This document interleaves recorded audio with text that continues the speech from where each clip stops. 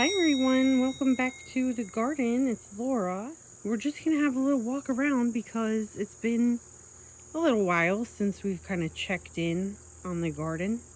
So let's just walk around and see what's happening, see what's new.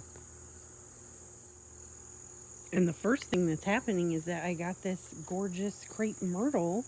If you guys saw my last video, my goth garden shopping, I got this gorgeous Crepe Myrtle center stage red, and I'm obsessed with it. It's got, you can see the foliage is like almost black. It's gorgeous. And I don't have a spot picked out for it, but I do have a few ideas. Now, this one is supposed to get 6 to 12 feet high, and you're supposed to give it 9 foot spacing. Here's my concern. Here's the deal. Normally, crepe myrtles are hardy to like zone 7. This one says it's 6B, so I'm hopeful that that is the case. But I have heard that if you're in those lower or higher zones, that sometimes they will die back to the ground. And one of my whole reasons for wanting a crepe myrtle is because they are gorgeous even when they are bare. They have a nice like bark to look at, nice winter structure. So I guess that's kind of affecting my decision. Here's what I want to do. I want to plant it in here, right by the house. I know it's not super close. It's probably about close, I don't know, 15 feet from the house where I want to plant it. Because I want it to be like a specimen, and I really have been wanting to enclose the space more back here. And I kind of think like a beautiful specimen tree right here that would even provide some shade for the patio. I just think that would be kind of great, and I kind of love the idea of having it be this crepe myrtle. So I don't know, what do you guys think? Am I crazy for wanting to do this? It's too big for that spot. It's gonna get too big. That's what I feel like everyone's gonna say. So anyway, let me know your thoughts on that. Try to be kind, please. On to the next goings on, which I suppose is the pumpkins. You can see they are looking pretty gross. They're definitely coming to the end of their life. But I'm pretty happy with what we've gotten. This one's about to be ready. The way you can tell when they're ready to come off is the tendril that is attached to them. It will turn brown and dry. I'll show you one over here on this birdhouse gourd, because this one's just about ready. You can see how the tendril on this one is like brown and crispy. That dryness will kind of go further and further in, and then this will start to dry. But you could pull it off now. You could. I'm going to just give it a little bit longer. It's always good to give them more time to cure on the vine and then off the vine. I watched some videos about curing the birdhouse gourds because I've never done it before. So I will need to watch some even more videos about that and figure out exactly where I'm gonna make that happen. And the pumpkins in the front are still doing okay. The foliage is looking terrible. I'm not really tending to it at all anymore, other than just checking in on the pumpkins daily and making sure they're not like gonna rot or whatever. I've lost quite a few of them, but there are several that I'm really happy with. That big guy back there. This one right here is still doing okay. And there's a few more in there. So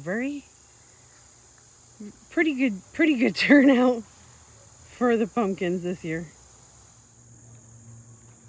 I do also have a ton of little pumpkins coming on. So I planted a ton of Jack Be Littles, and also I think the white ones, this one over here, I think they're called Casperita.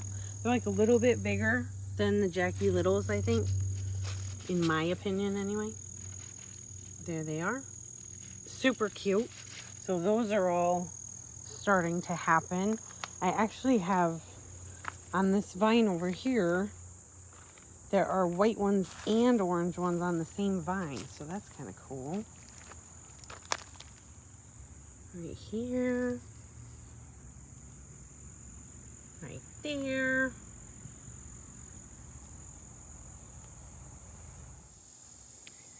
I do have some news about this area. We have decided to get rid of the pool. So, for those of you that don't know, we live just right on a lake. So there really was no reason for us to have a pool to begin with. The reason we got it was because of COVID. We got it in 2020. Because of COVID, we wanted the kids to have something to do all the time. They were a little bit younger. We didn't really want to trek down to the lake every day. So we've had it for 4 years. It's been awesome. It's just a ton of work. If you have a pool, you know what I'm talking about. It's a ton of work. My husband is out here working like all the time on it. And it got a tear in it this year, so it's time to move on. We're just going to use the lake from now on. One of the reasons I don't like using the lake is because the fish in our lake, they bite your feet. When you're swimming, if you're not constantly moving your feet, they will bite you. So that annoys me. And there's also snapping turtles. They don't bother people. I love turtles, but the snapping ones can be kind of nasty. Anyway, we're going to get rid of the pool. So I have a lot to think about what to do with that area. Much thinking. I have a lot of ideas already. Certainly, if you guys have ideas, throw them down in the comments. It's a full sun area, and I have so many ideas, you guys. I'm trying to think if I have any like upcoming projects. I don't think I have anything super right away. I am kind of busy with my wig making because it's Halloween season. But I did have an idea for this section of the garden. Now, I told you I was thinking about putting the Crepe Myrtle in here. That is true. I'm thinking about changing this whole area here a little bit. I have these boulders back here. You can see 1, 2, 3. And then I was thinking about turning those 3, adding like 2 more big ones, and then a bunch of smaller ones. We just have so many on the property. If I can get my husband to help me, I think we might be able to move a couple more big ones in there and do like a rock garden, kind of like tuck plants in between the boulders. I think that would be really pretty. So I guess I don't really have that much else to discuss. I hope you guys are having a wonderful start to the school year. I know a lot of people have started. My girls are starting this week. My daughter is starting high school, and my younger daughter is starting 8th grade.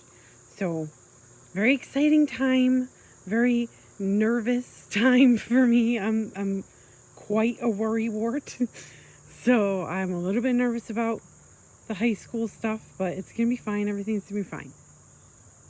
So thank you guys for joining me for this video, for a quick update, and I will see you all in the next one.